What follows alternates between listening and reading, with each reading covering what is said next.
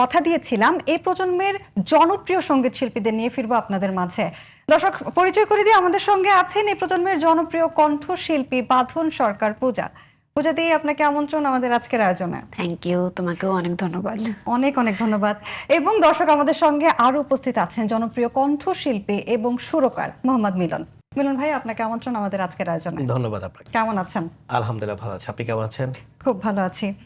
ভাইয়া, শুরুতেই যদি আপনাদের দুজনের কাছে একই প্রশ্ন জানতে চাই যে নজর যেন না লাগে, এই গানটি আসলে আপনারা কিভাবে উপস্থাপন করেছেন এবং এই গানটি নিয়ে আসলে আপনাদের অভিজ্ঞতা কি, কিরকম সাড়া পাচ্ছেন অ্যান্ড অল? গানটি হচ্ছে প্রায় 6-7 মাস হয়ে গেছে গানটা আমরা অডিও প্লাস ভিডিওটা করে ফেলেছি। তো এখন রিলিজ দিয়েছি। গানটা লিখেছেন, সুর করেছেন এবং মিউজিক কম্পোজিশন করেছেন রোহান রাজ, এবং গানটি গেয়েছে আমি এবং পূজা আপু। গানটি আমার সাথে মডেলিং করেছেন, মডেল হিসেবে কাজ করেছেন অলঙ্কার চৌধুরী, ডিরেকশন দিয়েছেন শুভ্র মেহরাজ।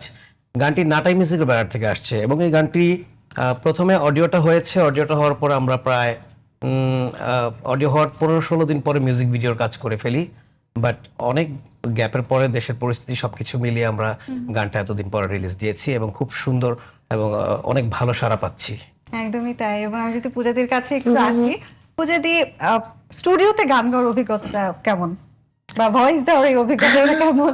ভয়েস দেওয়ার অভিজ্ঞতা যদি বলি, এক এক সেক্টরে এক এক রকম। যেমন এটা যেমন আমাদের নিজেদের গান, মৌলিক গান, এই গানগুলোতে আমাদের একটা স্বাধীনতা থাকে, যেমন আমার নিজস্বতা বা ওর থ্রোয়িং এ দিচ্ছে। বা যদি আমি মুভির গান করি তখন কিন্তু আবার আমার পরিচালক কি চাচ্ছে বা কোন নায়িকার লিপসে যাচ্ছে, অনেক সময় ডায়লগও দিয়ে দিতে হয়, হাসি কান্নার আওয়াজও দিয়ে দিতে হয়। তো ওই সময় আমার আর স্বাধীনতাটা থাকে না। বাট নিজের গানে আমি আমার মনের মাধুরী মিশিয়ে স্বকীয়তাটা আসলে ধরে রাখতে বেশি পারেন। থাকে। একদমই তাই। মিলন ভাই, গানের পাশাপাশি অভিনয় ব্যাপারটাকে কেমন এনজয় করছেন এবং আপনার অভিজ্ঞতা কি? আমি আমার জীবনের প্রথম যখন গান গাই, সখী ভালোবাসা কারে কয়, তখন থেকেই আমি মিউজিক ভিডিওতে কাজ করি। আমার গানের ম্যাক্সিমাম মিউজিক ভিডিওতে মডেল হিসেবে আমি থাকি। এটা আসলে আমার ইচ্ছাকৃতভাবে আমি মডেল থাকি তা কিন্তু নয়, এটা দর্শকের চাহিদা। আমি থাকলে তাদের ভালো লাগে, কারণ আমি তো মডেল না, আমি শুধু সিঙ্গার, কণ্ঠশিল্পী প্লাস সুরকার। কিন্তু মডেল আমার থাকতে হয় কোম্পানির রিকোয়েস্টে বা দর্শকের ভালোবাসায়। মানে কি আপনার কখনো ইচ্ছা করে না ক্যামেরার সামনে আমি কাজ করব, বা অভিনয়টাকে আপনি এনজয় করেন? সত্যি বলতে ক্যামেরার সামনে আমি সবসময় নার্ভাস থাকি। এই মুহূর্তে আমি নার্ভাস। আচ্ছা আচ্ছা, না আমরা চাইবো আপনাকে, আপনি ভবিষ্যতে আরো ক্যামেরার সামনে আসেন এবং যেহেতু দর্শকও চায়, নিশ্চয়ই আমরা আপনাকে আরো পাবো ক্যামেরার সামনে। হ্যাঁ, এসে যেহেতু গেছি, এখন চলছে আর চলবে। একদম বেস্ট অফ লাক। হ্যাঁ, থ্যাংক ইউ। পূজাদির কাছে একটু আসি। পূজাদি, আপনার হাতে খড়ি আমরা জানি মায়ের কাছ থেকে আপনার, এরপরে রিয়েলিটি শো, দেন এখন একজন আলোচিত কণ্ঠশিল্পী। এই যে লং একটা জার্নি, আপনার অভিজ্ঞতাটা কি, বা কতটা কাঠখড় পোড়াতে হয়েছে? যে কোনো একটা অবস্থানে আসলে আসলে মানে একদিনে হয় না, এবং আমি বলবো এখনো চলার পথ বাকি। আর আমি সবসময় এই কথাটা বলি যে আমি আস্তে আস্তে পা ফেলতে পছন্দ করি, কারণ যখন আমি একটার পর একটা সিঁড়ি বেয়ে যাব, আমি একটা টাইমে গোলে পৌঁছাতে পারবো। আর যদি আমি হুট করে উঠে যাই, আবার হুট করে নেমেও যাবো যে কোনো সময়, তখন আর উঠতে পারবো না। এই কারণে আমি টিকে থাকায় বিশ্বাসী আর কি, যে মানে জেনারেশন টু জেনারেশন যাক, আমি টিকে থাকি যেভাবেই হোক, সার্ভাইভাল মুডে থাকি। রাইট, একদম তাই। মিলন ভাই, আমি যদি এই কোশ্চেনটাই আপনাকে করতে চাই যে আপনার আসলে জার্নিটা এই পর্যন্ত আসা কিভাবে, এবং আপনার স্ট্রাগলের গল্পটা যদি একটু জানান। আমার স্ট্রাগল বলতে আমার খুব একটা স্ট্রাগল করতে হয়নি, কারণ ম্যাক্সিমাম মানুষই জানে আমি যাকে গুরু হিসাবে মানি সেটা হচ্ছে আমাদের সবার প্রিয় ইমরান মাহমুদুল ভাইয়া। তো শুরুতে আমি যখন কাজ শুরু করি, একা একা যখন একটা মানুষ নিজের গন্তব্যে পৌঁছাতে যায়, অনেক বাধা আসে। বাট আমার বাধাটা খুব একটা আসেনি, কারণ ইমরান ভাই মসৃণ করে দিয়েছে। অনেক ক্ষেত্রেই আমি ইমরান ভাইয়ের সাপোর্ট পেয়েছি। এবং পূজা আপুর সাথে যে আমার প্রথম গান তুমি ছাড়া, এটাও কিন্তু আপুর সাথে আমার কথা বলতে হয় না, ভাইয়া ইমরানের কারণে করিয়ে দিয়েছে। তো আমার আসলে অত কঠিন না হলো, আমি ইমরান ভাইয়ের কারণে সহজভাবে পথটা পাড়ি দিতে পেরেছি। আর এখন সুর করার ক্ষেত্রে অনেক কঠিন হতে হয়, যাদের জন্য সুর করছি তাদের কথা মাথায় রেখে অনেক কষ্ট করে সুর করতে হয়। সখী ভালোবাসা কারে কয় এটা কিন্তু ম্যাচিভ হিট হয়েছে, এরপরে কি আপনার মনে হয়েছে যে এই পথ আপনার জন্য সুগম হয়ে গেল? সখী ভালোবাসা কারে কয় এই গানটা একেবারে আমার গানের প্রতি ভালোবাসা থেকে করা ছিল, এবং আমি যখন স্টুডিওতে গাইতে যাই গানটা তখন আমি বলেছিলাম যে আমি শখেই গান করছি এবং আমার গান গাওয়ার অনেক শখ, আমি চাই আমার ভয়েস রেকর্ড একটা গান থাক। এভাবে যে গানটা মানুষ নিয়ে নিবে আর এতটাই জনপ্রিয় পাবে আমি কখনো কল্পনাও করিনি। বাট এই গানটা হিট হয়ে আসলে মানে কষ্ট করে যে হিট হইতে হয় এই ব্যাপারটা আমি ফিল করিনি। রাতারাতি গানটা প্রায় হিট ছিল। এখন তো সবকিছু ভাইরাল বলে, তখন জনপ্রিয় বলতো এবং জনপ্রিয় হয়েছিল গানটি। কারণ জনপ্রিয় হচ্ছে মানুষের জনগণের মুখে জনজনে যে গানটা মুখে মুখে রাখে সেটাই জনপ্রিয়। তো আমি দেখলাম 1 বা 2 দিনের মধ্যে গানটা পুরো বাংলাদেশ ছড়িয়ে গেল এবং তখন মোবাইলে এসে সবাই আমাকে গানটা শোনাইতো। তো আমার খুব একটা কষ্ট হয়নি, আমি এভাবেই চলছি আর কি। দর্শকরা নিশ্চয়ই চাইবে আপনার মুখে আজকে এই গানটা শুনতে। হ্যাঁ, শিওর। প্লিজ। গানটা লিখেছেন সজীব, যার জীবনে এই একটাই গান লেখা, আর কোনোদিন গান লেখেনি, এবং সুসঙ্গীত করেছেন ইমরান মাহমুদুল ভাইয়া, গেয়েছি আমি। কেন একা ফেলে চলে গেলে দুঃখ দিয়ে না ফেরা দেশে, এরই নাম কি ভালোবাসা বলো তুমি,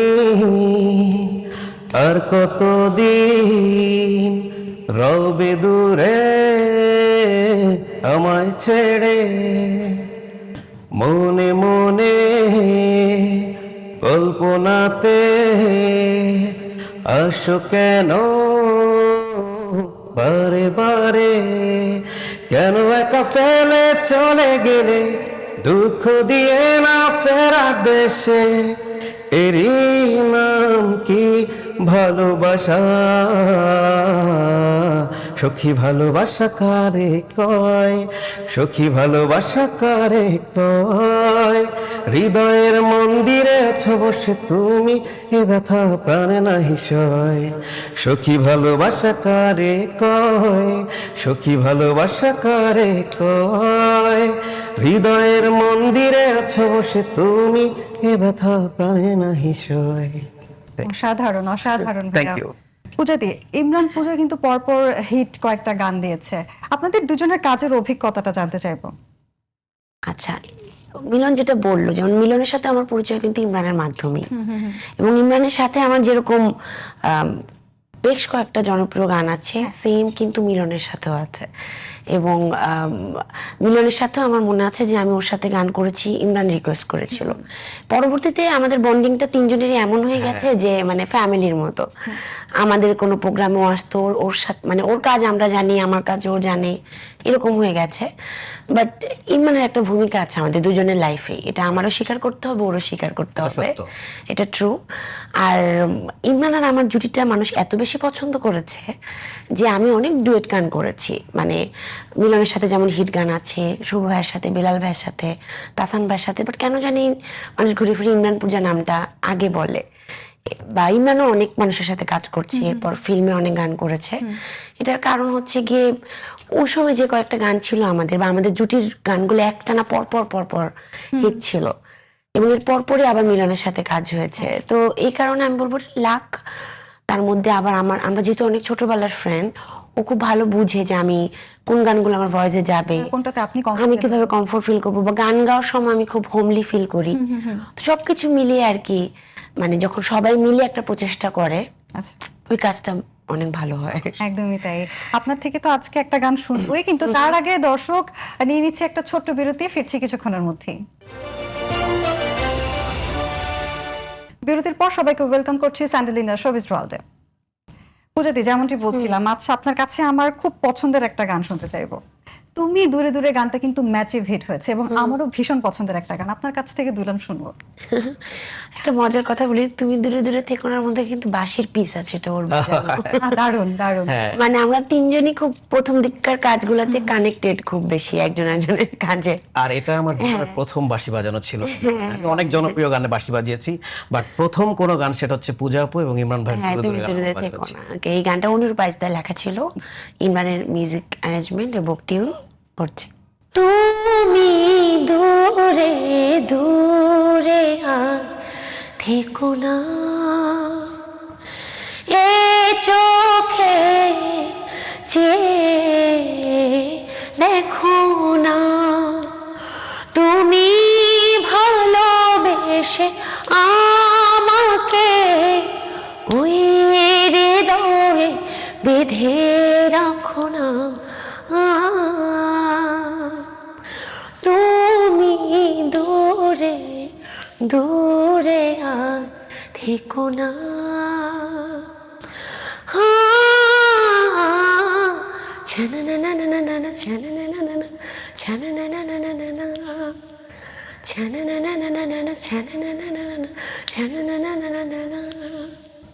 অসাধারণ। মানে আসলে সত্যি বলতে ফোনে বা MP3-তে কম্পিউটারে এসব গান শুনতে শুনতে আপনাকে কাছ থেকে শোনাটা আসলে অন্যরকম একটা অনুভূতি। দিদি, খুব ভালো লাগলো।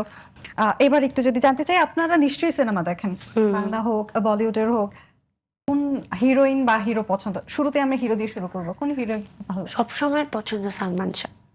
আচ্ছা, আমারও সেম। আর যদি হিরোইনের কথা বলি, শাবনূর ম্যাম। আর এর আগে ববিতা ম্যামকে খুব ভালো লাগে। দারুণ। ভাইয়া, আপনার কাছে যদি সেম প্রশ্নটা করে, যে পছন্দের হিরো বাংলাদেশে বর্তমানে হ্যাঁ বর্তমানে শাকিব খান নিঃসন্দেহে সুপার ডুপার হিট একেবারে। একদম। এবং যদি হিরোইনের কথা জানতে চাই, হিরোইন বলতে আমি হিরোইন এখন খুব একটা পছন্দ না। এটা কেমন আগের পছন্দ। আগের পছন্দ আচ্ছা, আগের পছন্দটাই শুনি। শাবনাজ আচ্ছা, খুব আমার খুব প্রিয়, legendary, খুবই হ্যাঁ, প্রিয়। আসলেই সুন্দর। কিন্তু আজকালকার অভিনয় যারা করে বা সিনেমা করে, এর মধ্যে তো অনেক ভালো ভালো অভিনেত্রী আছে। যেমন আমি যদি বলি পূজা যে, চেরি। আচ্ছা হ্যাঁ, ভালো পূজা অনেক ভালো অভিনয় করছে। আসলে দারুণ। এবার যদি একটু বলিউডের ব্যাপারে জানতে চাই, বলিউডে কার অভিনয় ভালো লাগে? ঋত্বিক রোশন।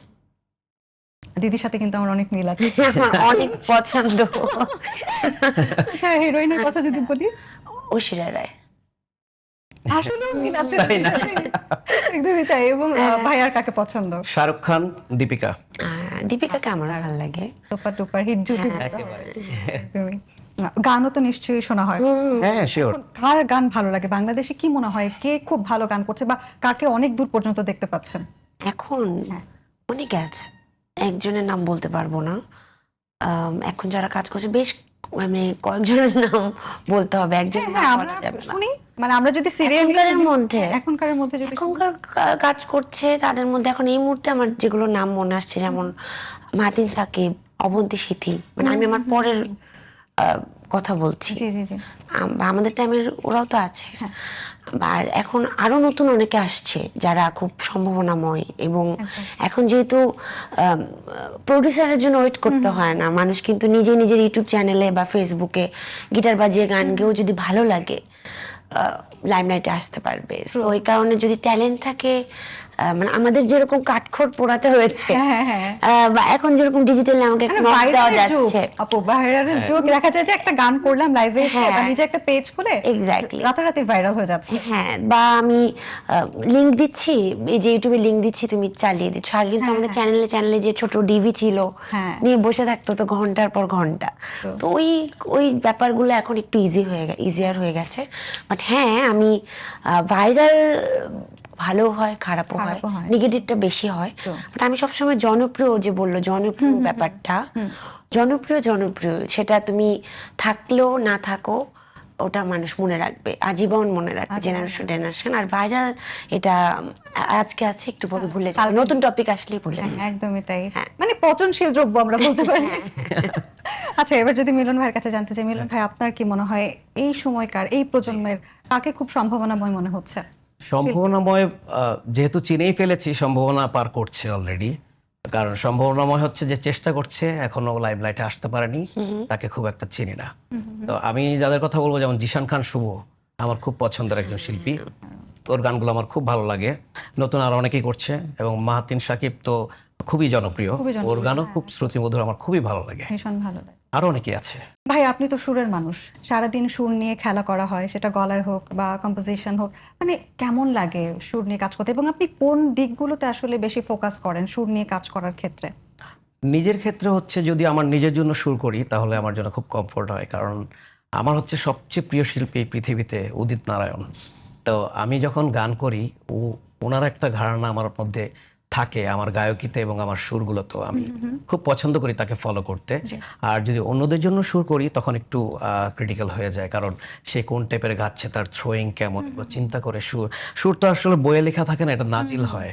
সো সুরটা করতে গেলে যখন ওই শিল্পীকে টার্গেট করে করি তখন অনেক চিন্তার বিষয় হয়ে যায়। বাট সবকিছু মিলে আল্লাহ হয়তোবা মানে ওইরকম একটা সেন্স দিয়েছে, চেষ্টা করি ভালো করার। আমার অনেক নতুন প্রজন্মের শিল্পী আছে যাদের সাথে আমার কাজ হয়ে গেছে এবং খুব সুন্দর সুন্দর গান করেছি অলরেডি। দারুণ। পূজাদি যেমন বলছিল যে আপনি বাঁশি বাজান, বাঁশিটা কি আসলে শখ থেকে বাজানো হয় নাকি এটা একটা নেশার মতন? বাঁশিটা পুরোপুরি নেশার মতোই, কারণ বাঁশি কিন্তু আমার প্রফেশনের সাথে আমি অ্যাড করিনি। বাঁশিটা একেবারে আমার মনের খোরাক, এটা যখন মন চায় আমি তখনই বাজাই। দিদি, আপনি তো দেশে এবং দেশের বাইরে বিভিন্ন স্টেজ পারফরমেন্স করে থাকেন, কেমন লাগে আসলে দেশের অভিজ্ঞতাটা কি এবং বাইরে গিয়ে আপনি আসলে কি কি ডিফারেন্সিয়েট করতে পারেন আপনার অভিজ্ঞতা থেকে যদি শুনি? দুটার অভিজ্ঞতা খুব ভালো, কারণ আপনি যখন স্টেজ পারফর্ম করবেন তখনই আপনি বুঝতে পারবেন অ্যাকচুয়ালি আপনার গানগুলো কতটুকু হিট। দেশে যখন করি অবশ্যই খুব ভালো লাগে, কারণ আমাকে ডাকাই হয় আমার গানগুলোর কারণে। বা আমি যখন এক লাইন গাচ্ছি বা নতুন কোনো গান আসছে, বা ধরো কথার কথা আজকে যে গানটি রিলিজ হলো ওটা যদি আমি কাল পরশু কোনো স্টেজ শোতে যাই, আমি কিন্তু বুঝে যাব গানটা কতটুকু মানুষ নিয়েছে, কারণ আমি এক লাইন গাওয়ার পর মানুষ গাবে।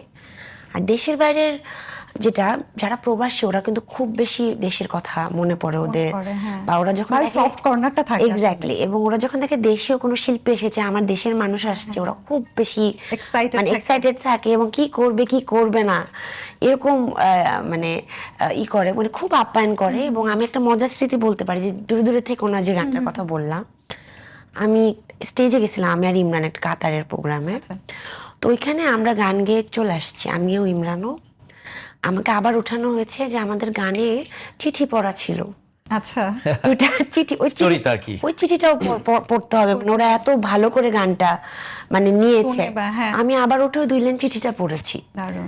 তো এই জিনিসগুলো আমার খুব ইন্সপায়ার করে এবং যে আমার আরো ভালো কাজ করতে হবে। তাই। এবং আমি যদি ভাইয়ের কাছে একই প্রশ্ন জানতে চাই, ভাই স্টেজ পারফরম্যান্সের ব্যাপারে আপনার অভিজ্ঞতা কি? বা স্টেজ পারফরম্যান্স হচ্ছে আপু যেটা বললো যে একদম কাছ থেকে বোঝা যায় মানুষ কতটুকু গ্রহণ করেছে, কতটুকু ভালোবাসে। আর দেশের বাইরের শো তো আমি লস অ্যাঞ্জেলেসে আনন্দমেলা করেছি, আমার মনে হয়েছে যে আমি বাংলাদেশে আছি। এবং ওখানকার যে বাঙালিগুলো আছে, আমাদের বাঙালি ভাই বোনেরা আছে, তারা একটা বাংলাদেশ থেকে শিল্পী গেলে ওনারা মনে হয় নিজের ফ্যামিলির কেউ এসেছে, এতটাই শ্রদ্ধা এবং ভালোবাসা দেখায় গানের প্রতি। তখন খুব ভালো লাগে যে আসলে স্টেজে যখন নিজের গানগুলো লিপসিং করে মানুষ, তখন মনে হয় যে আসলে সাকসেস। আসলে পূজাদি, আপনি গানের মানুষ, ছোটবেলা থেকেই গানের সঙ্গে জড়িত, নিজেকে আসলে কত দূর দেখতে পান গান নিয়ে, বা আপনার স্বপ্ন কি গান নিয়ে? গান নিয়ে স্বপ্ন, আমি সবসময় শুদ্ধ সঙ্গীতের সাথে থাকতে চাই, এবং আমি সবসময়ই চাই যে আমি যাই করি না কেন আমি যাতে এমন কিছু কাজ রেখে যাই যে আমি যখন থাকবো না মানুষ যুগের পর যুগ এটা মনে রাখবে, বা আমাকে মনে রাখবে আমার কাজের মাধ্যমে। এক্সিস্টেন্সটা আসলে থেকেই যায়। এক্স্যাক্টলি, আসলেই তাই। এবং ভাই আপনার কাছেও সেম প্রশ্নটাই থাকবে যে আসলে গান নিয়ে আপনার স্বপ্ন কি? গান সারা জীবনই গাইতে চাই, যতদিন আল্লাহ সুস্থ রাখে, মৃত্যুর আগ পর্যন্ত গান গাইতে চাই। এবং গান নিয়ে সুস্থ ধারার গান গাইতে চাই, কোনো ভাইরাল গান গাইতে চাই না। জনপ্রিয় হোক, মানুষের মনে মনে থাক, এমন গান গাইতে চাই। এবার একটু আপনাদের দুজনের ডুয়েট গান শুনতে চাই, বা একসাথে পেয়েছি প্লিজ যদি ডুয়েট গান একটা হয়ে যায়। আচ্ছা, তাহলে আজকে যে গানটি নাটাই মিউজিক থেকে রিলিজ হয়েছে ওই গানটাই আমরা গাবো। গানটার নাম হচ্ছে নজর যেন না লাগে। গানটি লিখেছেন, সুর করেছেন এবং মিউজিক করেছেন রোহান রাজ, গেয়েছে আমরা দুইজন। যে কথা হয়নি বলা, না বলাই থাক, তোমার চোখের ভাষা পড়েছি। যে কথা হয়নি বলা, না বলাই থাক, তোমার চোখের ভাষা পড়েছি। ও রাত কেটে যায় ঘুম আসে না, তুমি হৃদয়ে রায় না, মায়ায় ডুবে প্রাণে মরেছি। নজর যেন না লাগে ওই চাঁদ মুখে গায়, মেঘ সরিয়ে জ্যোৎস্না মাখবো গায়। নজর যেন না লাগে ওই চাঁদ মুখে, হায় মেঘ সরিয়ে জোছনা মাখবো গায়ে। অসাধারণ, Thank অসাধারণ, you. আউটস্ট্যান্ডিং। ভাইয়া নিশ্চয়ই দেশে গান করেছেন, বাইরেও গান করেছেন, অনেক অনেক মজার অভিজ্ঞতা আপনাদের ঝুলিতে ইতোমধ্যেই আছে। আমাদের দর্শকদের সাথে যদি কোনো মজার ঘটনা শেয়ার করতেন। আসলে প্রতিনিয়তই মজার ঘটনা ঘটে, আসলে কোনটা বলবো এটা কনফিউশন। মজার ঘটনা হচ্ছে এটাই মানে সত্য ঘটনা। স্টেজের বাইরে দেখা যায়, স্টেজ যখন আমরা ধরেন 8টা-9টা যখন দেশে কনসার্ট হয়, 8টা-9টা স্টেজে উঠি, স্টেজের পেছনে অনেক সময় দেখা যায় গ্রিন রুম থেকে বের হয়ে, যেহেতু ছেলে মানুষ গ্রিন রুমে বেশিক্ষণ থাকতে পছন্দ করি না, আচ্ছা। তো বের হয়ে হাঁটাহাঁটি করতেছি, তখন যখন আমাকে চেনা না, এটা আমার অনেক ভালো লাগে। এবং স্টেজের যখন শো শেষ করে নামি, একই জায়গায় হাঁটছি, তখন কিন্তু আর দাঁড়াতে পারি না, এটাই মজা লাগে। তো ভালো ছিল। আসলে সেম প্রশ্নটা দিদির কাছে জানতে চাইবো যে দিদি আপনার অনেক অনেক মজার অভিজ্ঞতা মজার আছে ঘটনা নিশ্চয়ই। অনেকগুলো, যেমন একটা তো বললাম, হ্যাঁ। মজার না, মানে আমার মনে থাকে এরকম এক দুটা আছে। যেমন খামার বাড়ির একটা প্রোগ্রামে আমি গিয়েছিলাম, ওখানে আমি যখন স্টেজ থেকে ওই যে বললো যে গান গেয়ে নামি, ওই টাইমে একটা চানাচুরাল আসে। আচ্ছা। চানাচুর কিছু বাতাসা, আইসক্রিম আর ছোট একটা মূর্তি নিয়ে আসে এবং আমাকে বলে যে আমি সারাদিন যা কামিয়েছি ওইটা দিয়ে আমি আপনাকে যা পারি আমি দিলাম, আমি আপনাকে এত পছন্দ করি। বাহ। আরেকবার আমি শরীয়তপুরে একটা শুনতে গিয়েছি মেলার মধ্যে, তো ওইখানে একটা মেয়ে আমাকে মানে এত পছন্দ করে, ও জাস্ট আমাকে দেখে হ্যান্ডশেক করার আগে পড়ে গেছে। মানে থাকে না, Nervous হয়ে গেছে। অনেক nervous। হ্যাঁ, এই ব্যাপারগুলা মানে আমি ভীষণটা আছে। টাচি, ভালো ভালো লাগে। হ্যাঁ। আচ্ছা, কখনো এরকম হয়েছে যে ভক্তের কোনো পাগলামি আমরা দেখি না, যে এরকম জনপ্রিয় কোনো কণ্ঠশিল্পী হোক বা কোনো নায়ক নায়িকা হোক, তাদের জন্য ভক্তরা কিন্তু ভীষণ পাগলামি করে। থাকি, আমার বলবো ওরও থাকে, আমারও তো স্বাভাবিক। মানে এরকম কোন পাগল ভক্তের সন্ধান পেয়েছেন? এরকম অনেক আছে, বেশ কয়েকটা আছে। কারণ হচ্ছে নর্মালি দেখবা মেয়েদেরকে মানুষ এমনি জ্বালায়, হ্যাঁ। সেখানে যদি সেলিব্রিটি হয় তো কথাই নাই। তো ওটা বেশ কয়েকটা আছে। একটা যদি বলে যেমন এরকম এরকম আছে যে থাকে না যে এত পছন্দ করে যে একটু কথা বলার জন্য, দেখা করার জন্য পাচ্ছে না সে হাত কেটে ফেলছে, লাস্টে না পেরে আমার কথা বলতে হয়েছে যে না ঠিক আছে তুমি ঠিক থাকো। এরকম ব্যাপারগুলা এরকম অনেক আছে। বা আমার সাথে একটু দেখা করতে যাচ্ছে, বছরের পর বছর অনেক চেষ্টা করছে, পরে আমি আবার একটু, আমাকে তো ভেরিফাই করতে হয় যেহেতু আমি একটা মেয়ে, যে এটা আসলেই ফ্যান নাকি এমনি জ্বালানোর জন্য। তো আমি যখন বুঝি যে না অ্যাকচুয়ালি আমাকে পছন্দ করে বা অনেক বছর ধরে আমাকে আছে না যে ফলো করছে, লিখতেই আছে, আমি জীবনে কখনো দেখি না, তখন আমি দেখা গেছে যে এরকম দেখা করি বা দেখা করেছি ফ্যান। এরকম কয়েকজন ফ্যান আছে আমার যেরকম, যাদের সাথে আমার যোগাযোগ হয় বা আমার শোগুলোতে আসে, যারা অ্যাকচুয়ালি আমাকে পছন্দ করে। একদমই তাই। কিন্তু দর্শক আসলে এরকম পাগলামি করা কিন্তু একদম আপনাদের পছন্দ থাকতে পারে, আপনারা যোগাযোগের চেষ্টা করবেন, অবশ্যই। এবার দুজনের কাছে একটা প্রশ্ন করবো যে সোশ্যাল মিডিয়া তো নিশ্চয়ই চালানো হয় কম বেশি সবারই। সোশ্যাল মিডিয়ার কিছু ভালো দিকও আছে, কিছু খারাপ দিকও আছে।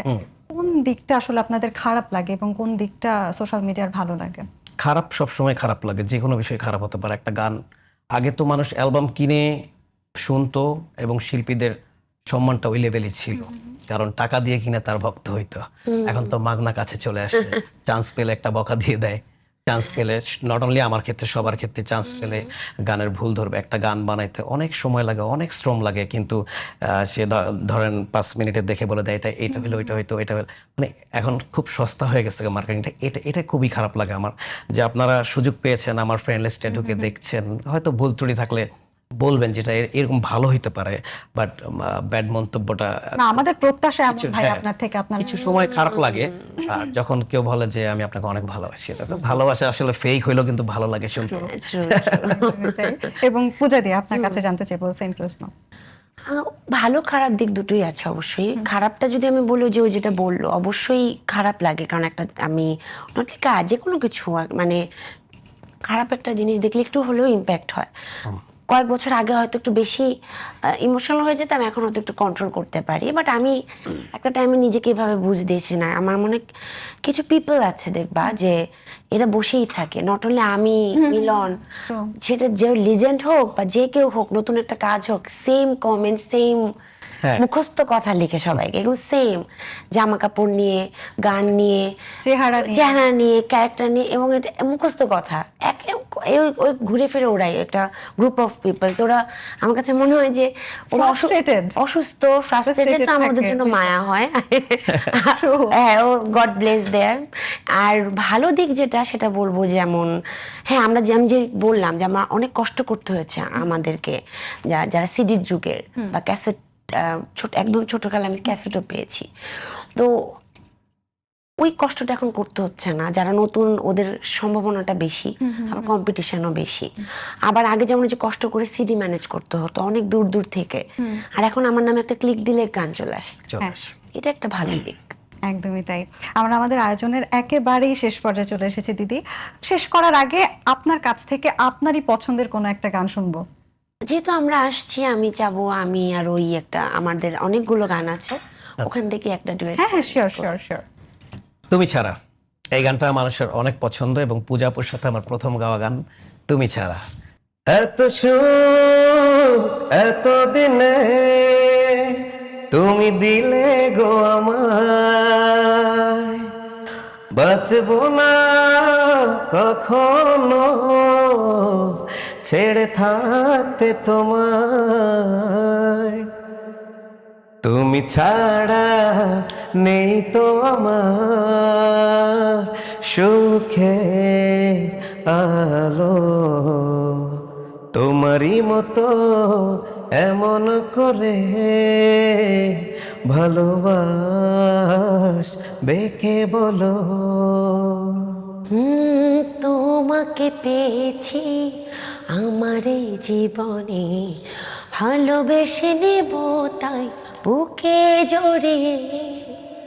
তুমি মিশে আছো আমার মনে প্রাণে, এ সোনারে দয়ে গভীরে। হো তুমি ছাড়া নেই তো আমার সুখে আলো, তোমারই মতো এমন করে ভালোবাস বেকে বলো। অসাধারণ। Thank you. Thank you so much দিদি এবং ভাইয়া আপনাদের। তোমাকেও থ্যাঙ্কস, এবং গাজী টিপিকে এবং ক্যামেরার পিছে যারা ছিল সবাইকে ধন্যবাদ। সবাইকে অনেক ধন্যবাদ। আমার মনে হয় আরো একটু গল্প করতে পারলে আরো ভালো লাগতো, কিন্তু কিছু শেষ করার কথা নেই। হচ্ছে গাজী টিভি সবসময় পাশে ছিল, এখনো আছে। এই জন্য গাজী টিভির প্রতি ভালোবাসা শ্রদ্ধা সবসময়। এবং গাজী টিভির মাধ্যমে বলতে চাই আমাদের লাস্ট গান এখন পর্যন্ত নজর যেন না লাগে। যদিও গানটার নাম নজর যেন না লাগে, আমি চাই সবার নজর লাগুক, গানটা দেখুক সবাই, বাংলা নজর লাগুক সবার। ভালো গানের সাথে নজর থাকুক। যায়। ধন্যবাদ। আপনাদেরকে অসংখ্য ধন্যবাদ, এত ব্যস্ত সময়ের মধ্যে ভাইয়া একটু সময় করে আসতে পেরেছেন। আবারও গল্প হবে, আবারও কথা হবে। থ্যাংক ইউ আপনাকে। ধন্যবাদ। জি। দর্শক, এই ছিল আমাদের আজকের আয়োজনে। নিশ্চয়ই আমাদের আয়োজন আপনাদের খুবই ভালো লেগেছে। আবারও দেখা হয়ে যাবে অন্য কোনো আয়োজনে নতুন কোনো অতিথির সঙ্গে। ততদিন ভালো থাকুন, সুস্থ থাকুন এবং জিটিভির সঙ্গে থাকুন। ধন্যবাদ সবাইকে।